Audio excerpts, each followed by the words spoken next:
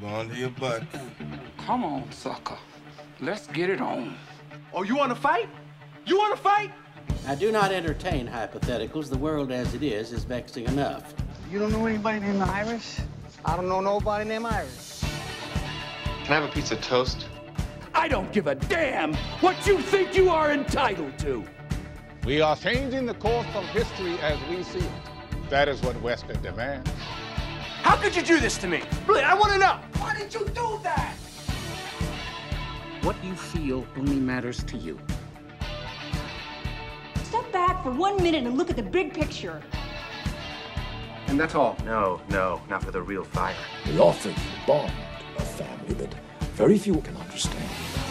Help me. Help you. And don't do drugs. Or whatever movies with Wesley and Iris. What up, and welcome to Or Whatever Movies. I am your co-host, Iris, and I'm here with my older brother, Wesley. Today we are talking our second Patreon-selected film from our patron, Eric Shamlin. The great Eric Shamlin. Yeah. He chose 2014's John Wick. John Wick. I said, dude, we will jump on that right away, but we're not covering John Wick 2 and 3. This movie has to stand on its merits as an individual film. Oh my goodness, there are 5 John Wicks planned. Yep, fourth one is coming out in 2022, and if we all survive that long, and then number 5. So here's my involvement with John Wick. As with TV shows, it's always kind of fun if you're not quite on board the train. I didn't see the John Wicks because I was like, John Wick? No, I'll wait. And then in Croatia, with, on different Netflixes around the world, they have different availability of films. So I was like, ooh, John Wick is on Netflix. It hasn't ever been before. You were using your Netflix account in Croatia, and right. There was new programming? Correct. My Netflix accessed the Netflix in that country, which happened to be Croatia. And so I downloaded 2 of the John Wicks. 3 hadn't been released yet. That's pretty cool to think that our Netflix accounts aren't geo-restricted to where the account is registered, but rather where we are in the world. Except when you download that movie, and I watched one on the plane, and then I watched Fast and Furious. One of them, I can't even remember which one. And then when I went to watch John Wick 2, about a half an hour before the ending, the plane started to land. And I was like, oh, it's cool. I'll just catch it on the ground somewhere when we get home. And as soon as I stepped off the plane and turned off airplane mode, I was in the US again, and that content was restricted. So I have not seen the end of John Wick 2. But you saw John Wick 1, and then you rewatched it for this review? Yes. Well, I too had not seen any of the John Wicks. But when I sat down to watch John Wick, Brian was like, oh, John Wick, yeah. And I was like, you've seen it? He's like, yeah, I've seen it like 4 times. He was so excited that I was sitting down to watch John Wick. He had all these things he needed to do. And he was like, just watch 10 minutes. This is so Brian's type of film. I was like, what's so great about this film? And he's like, the badassery. He's like, it's just badass. And I was like, okay. And that's kind of what it is. And our friend Eric Shamlin, who is our longest and strongest Patreon supporter for Or Whatever Movies. What? Thanks, Eric. Chose this movie after a long debate. I was like, look, you've had this coming for a long time. Make your selection and we will review whatever you want. And for a while, it looked like he was going to choose something obscure or bizarre to put us through our paces or something. And so when he came up with John Wick, I immediately embraced it and like, hey, we got to jump on this for Eric right away. Because John Wick seems like a simplified plot movie. The pitch for John Wick seems so simple, deceptively simple, that it relies heavily on the stunt works, on the coordination, on the visuals in order to get it made. Because on paper, is John Wick super compelling? Is it the blockbuster that would warrant 5 movies ultimately in a series? I think what made John Wick compelling, at least at the outset, was Keanu Reeves' enthusiasm for it, because as I understand it, he was the one that initially passed the script on to his stunt coordinators and trainers, who then decided that they were going to put their bid in to direct it. Yeah, Chad Stahelski was his stunt double on The Matrix. Best in the biz, right? Yeah, stuntman turned director. What a great Hollywood story, right? Well, Keanu Reeves, his whole life is a great Hollywood story. His willingness to work with other people, to help other people and further people he admires around him in the business is unparalleled.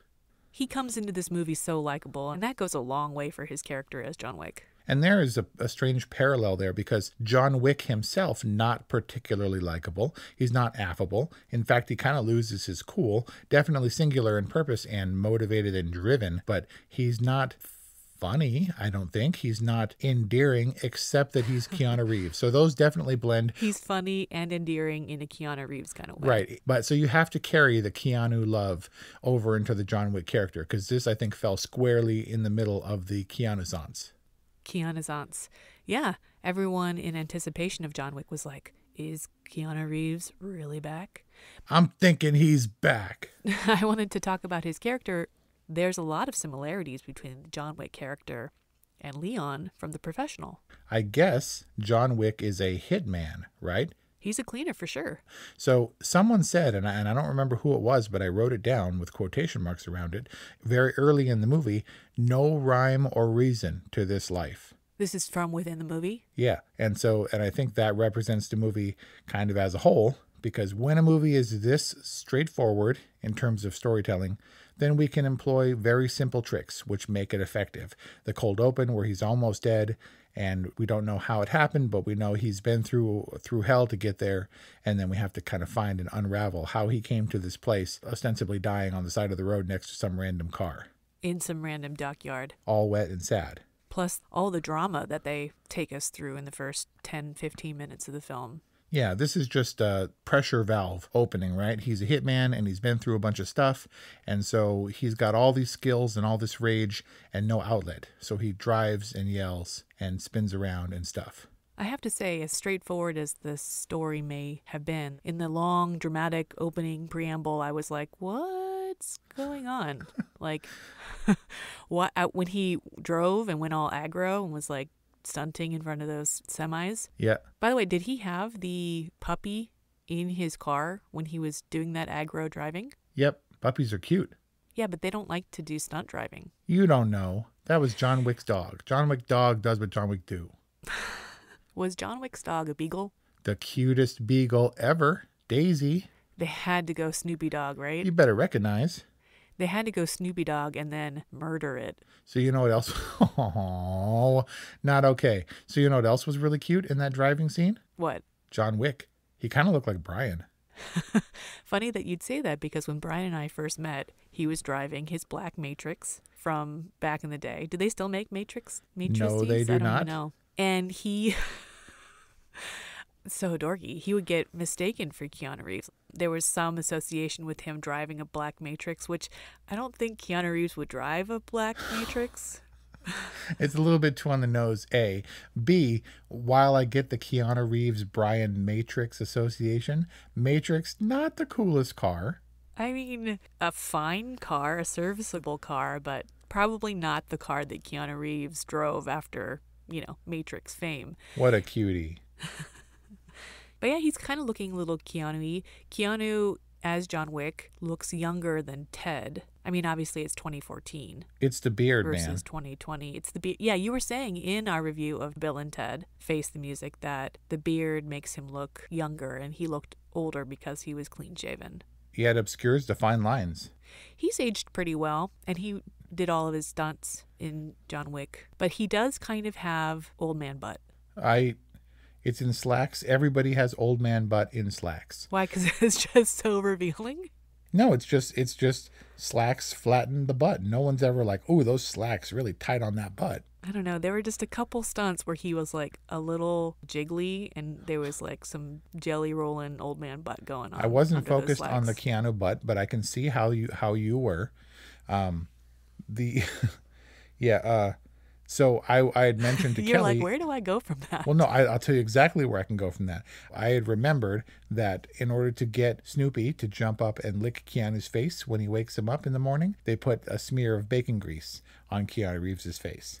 And so Kelly's watching it for the first time, and I mentioned that to her, that, hey, you know how they got the dog to jump up and wake Keanu up? They put bacon grease on his face. Isn't that funny? And she was like, I would jump up and lick Keanu Reeves's face without bacon grease on it. So there you go. They put peanut butter on Zach Galifianakis's beard in The Hangover. That's because you can't see peanut butter in Zach Galifianakis's beard. And apparently Todd Phillips' dog likes peanut butter. Don't all dogs?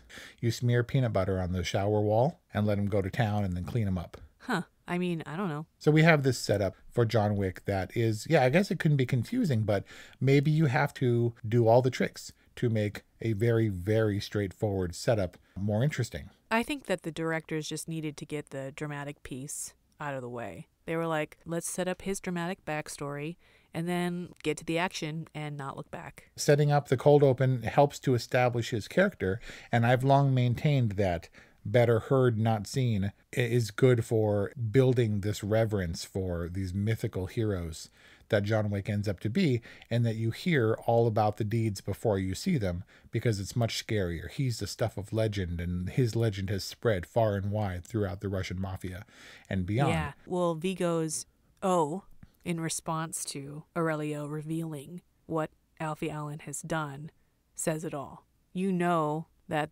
O was Vigo kind of accepting at the outset that his son is going to die. Yep. He learns what happened, the circumstances of this robbery gone wrong, and immediately he thinks, well, there he goes. I've lost my son, right?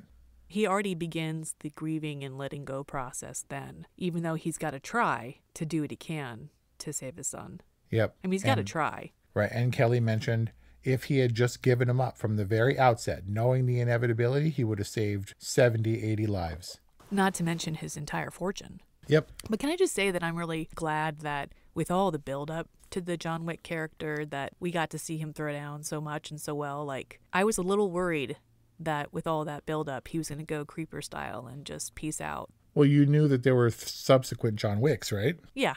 I mean, general cinematic convention lets you know that he's not going to die. Well, maybe he's like James Bond. And who's the next John Wick? It's pretty generic, right? This is, in fact, Keanu Reeves' 8th character named John.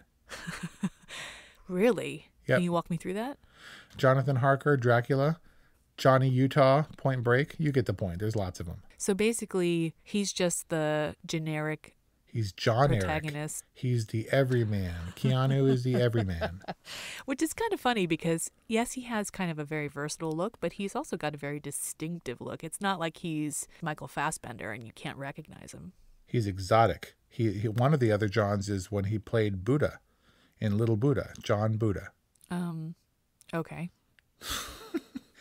So did you have reference for Alfie Allen going into this? I know that he was in Game of Thrones, but beyond that, I know that he's Lily Allen's brother. And way back in the day, Lily Allen wrote a song about him called Alfie, about how he does nothing but stays in his room and smokes pot and is useless.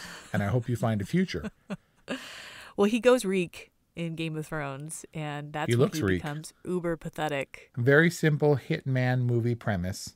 And so they employ all these tricks to make John Wick stand out, to make it feel more international, to make it feel deeper than it is. And likewise, the Russian gangsters, Reek apparently included, spoke a lot of Russian. And they had a lot of colorful subtitles, considering the fact that everyone spoke English perfectly. Why were those subtitles designed? Because they're cool. I mean, I watch everything in subtitles, but... I mean, there are a lot of people who don't like subtitles. And the first time that it became necessary, I think, like in this style, was Slumdog Millionaire. And Danny Boyle's a British filmmaker, but we did a lot of it in Indian dialect, in one of the many Indian languages. I don't know which one. But the subtitles for that, because a lot of it had to be translated, were colorful, vibrant, all over the screen, different fonts. And that was the first sort of stylistic use of subtitles. And I think John Wick falls into that category. I mean, it was whatever. It was maybe gimmicky and a little distracting, but I thought that they did do some pretty smart things to make it different. We keep on referring to the overall concept as being simplified and streamlined and maybe even borderline generic, but this whole idea of there being an elite society of hitman and like the ground zero being the Continental and stuff, that was kind of unique, right? Can you find that in other hitman movies? A whole society, certainly, where there's an interconnected network, a dark underworld of assassins and criminals and superheroes, I guess. But I don't think they got too much into that. They did very simple, what I guess was world building. I mean, they had the Continental as the hotel, which is sort of the epicenter of the Hitman universe. They had their Hitman currency and their Hitman cleaning crew, and Their hitman speakeasy. Yeah, the jazz speakeasy, and everybody understands the rules, I guess. So I guess that's world building. They also did some very dumb things. It was like when we watched Karate Kid recently, and when Daniel's being chased by the skeletons and they fall down, there's a bone clattering sound when Allie trips up. Yeah, and so stuff like that. There was a scene in John Wick. They're fighting in the bathroom, and he kicked the henchman in the nuts, and the nuts made a crunching sound. Is that not accurate? No. When he goes to Vigo's church, which is the front for his operation and where he kept all his treasure, he walks into the church and quick draws an assault rifle and shoots everybody. It's this big European clumsy assault rifle, and he whips it out of the bag before anyone else has a chance to react and shoots them dead. Yeah, so you just told me what happened in the scene, but what's wrong with it? It was big and dumb, and it was a fight movie where you know what happens. I mean, the whole premise, if I was going to, do the log line or whatever, or the episode description for John Wick Episode 1 in 100 characters or less, it would be dude loses wife, dude loses dog, dude kills people, dude gets a dog. That's a pretty nice sum up. So what we're getting at is that this movie is about the fight scenes and the gun work and throwing down. But if you want to talk about dumb stuff, I know that this is action movie tropey or whatever, but just kill the dude when you have the chance. Yep. I think that he didn't kill Alfie Allen in the bath because he wanted to do it and watch him die and look him in the eye. But when you have the shot, take the shot. There was way too much letting go of people. Yeah, I wasn't even thinking about the Alfie Allen one. Shoot John Wick. Don't put a bag over his head. Right. If you know how dangerous John Wick is, if you catch John Wick, you shoot John Wick. You don't monologue at John Wick. Put a bullet at him and then monologue at his corpse. It would have been the safest course of action. And on the flip side, you kill Vigo. Yes. You don't talk at Vigo. You don't let Vigo go. But John Wick is a Terminator. He's like RoboCop. He has directives, and he doesn't violate those directives or go off course or go on side quests. His mission is to find and kill Alfie. What's his name? Yosef. And then he finds his dad, kills everybody except his dad, and says, "Tell me where he is." And the dad tells him, then he walks away. No, then you kill him. Yeah, I guess. But come on, he lives by a hitman credo. Because Vigo's not going to come back after him. Would he not have let such a thing go in the omerta of this hitman world? Vigo or John Wick? Vigo. I don't know. Yeah. If your kid does John Wick dirty and John Wick kills your kid, do you have to go through the motions of revenging your kid? Yeah, I think so. I think you have to do it out of principle, even though it's futile. I appreciated that John Wick very quickly and unceremoniously dispatches of Alfie once he finally gets him. Once they're in the... It's in the shipyard, right? Well, he kills Vigo on the shipyard. Well, I know for Alfie because I made a meme about it. Keanu Reeves is pointing at Alfie on the ground, Yosef, and then the subtitles pop up just perfectly in frame. So he's holding a gun to his head, and the subtitles read, "It was just a fucking..." And then he kills him before he can, complete the sentence. So if you take a screen capture of that, you can put anything you want at the bottom. It was just a fucking gender reveal party. So we'll see if my meme template takes off. You made that? Yeah. Oh, man. This movie is so memeable. I sent you a meme. The one where he's jumping around and shooting through the shelves? Yeah. And my meme caption was, "It's a dude thing," because that was Brian's response to me when I turned to him and asked, "So what's the big deal about this movie?" He was like, "It's a dude thing." It doesn't pretend to be anything else. It was a stunt action scene driven movie directed by and choreographed by stunt people with the obligatory model butt shot in the underground sauna or whatever. Oh, yeah. So here's how I came out the other side of John Wick. This is a Jackie Chan movie. This is an American martial arts movie. The official term, as embraced by everyone involved in this movie, is gun fu. Yep. He's a policeman or something, and then someone personal is kidnapped, and he has to go find the guy, and that sets him on this course of action where he has choreographed and elaborate fight scenes. John Wick is the on-the-ground, run-and-gun shooting version of Mission Impossible, where Tom Cruise is like, "I want to hang off a plane." And they're like, "Okay." And they're like, "Well, how's that going to fit into the plot?" And I don't know. Let's construct the script around the centerpiece stunts that I want to do that are crazy. I think that Keanu Reeves' stature lends a lot better to these kinds of very physical, grappling, choreographed stunt things. I mean, he was no Chris Hemsworth in Extraction, but he's his own thing. He's his own thing. And our director, Chad Stahelski, was the stuntman turned director who was Keanu's stunt double on The Matrix and also a second unit director. We should clarify. I think they were co-directors. Yes. And who is his co-director? David Leitch. And I only mentioned Chad because he directed the subsequent John Wick movies. I don't know about 4 and 5, but at least 2 and 3 on his own. And then you have Taher Harriers. He was a stunt coordinator, and he was on Extraction and a stunt performer and possibly a coordinator on Old Guard. So we had mentioned this in our Old Guard review, that movies like this are extremely efficient, and they budget their action in such a way that you can flow throughout these fight scenes, dispatching of one people after another. And really the only change up in these scenes are where Keanu Reeves would hit or kick a dude and then lean on that dude and hold him down while he shoots other people before returning his attention and shooting that dude through the head. You can't just trust that when you send somebody through a plate glass window that they're dead. You gotta shoot them in the head twice just to make sure. And so there's budgeting the kill, but there's also making sure you understand what looks good on camera. And you have to have lots of plate glass windows to slam people through.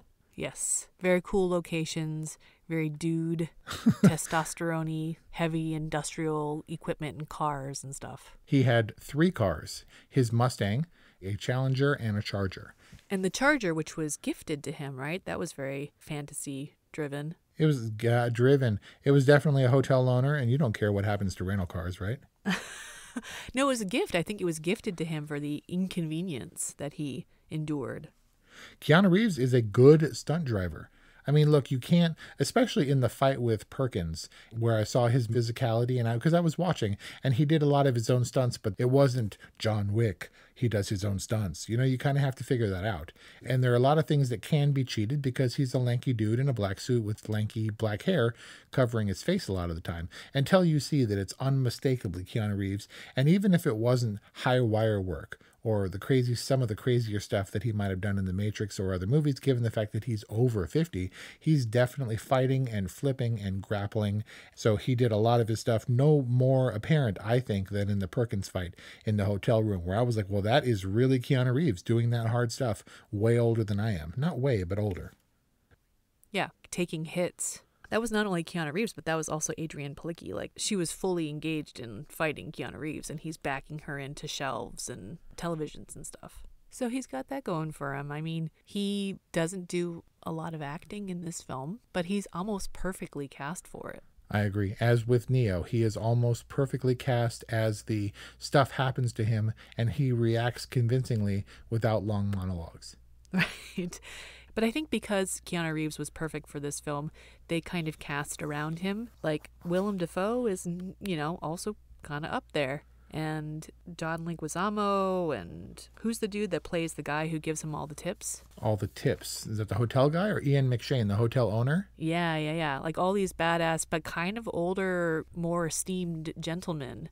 Yeah, some gravitas there. Right? But, they're older and they've got cred.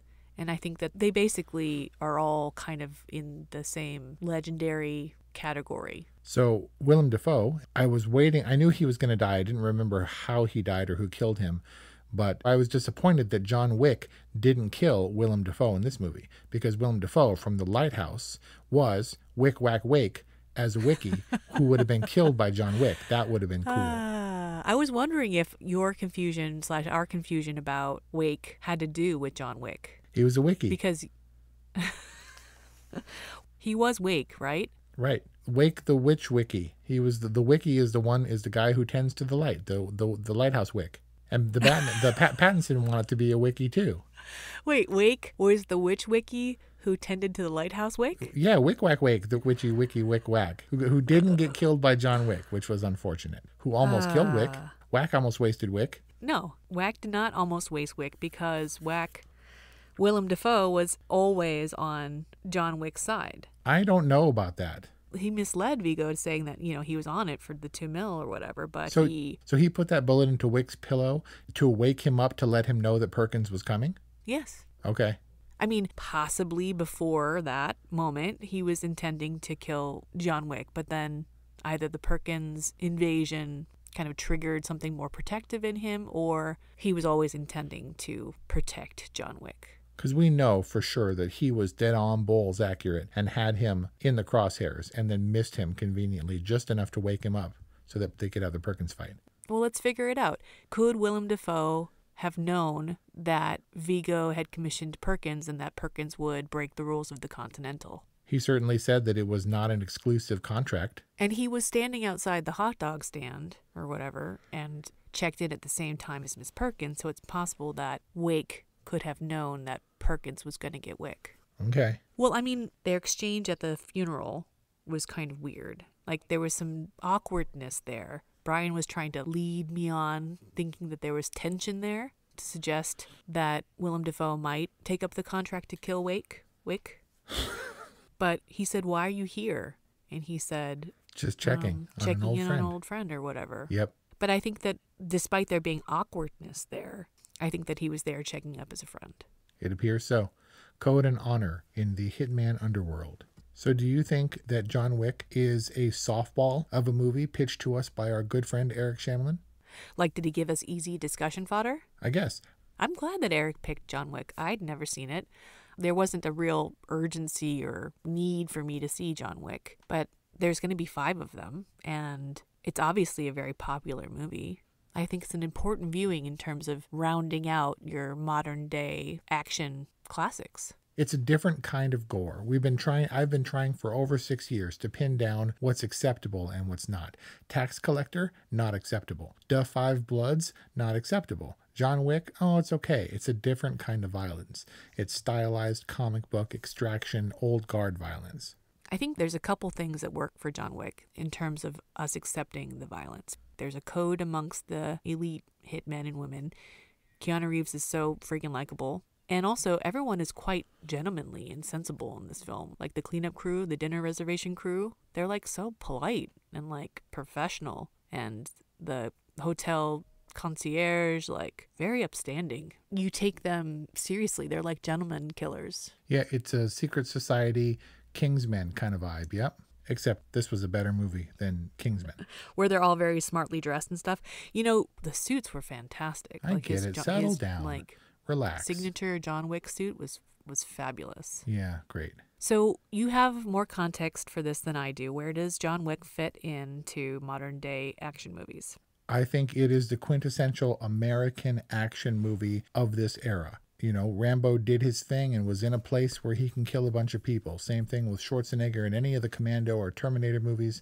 John Wick is the action hero for this new decade, this new era. John Wick is big and dumb and cool and fun. You can't not like this movie unless you don't like blood and killing. And everyone likes blood and killing.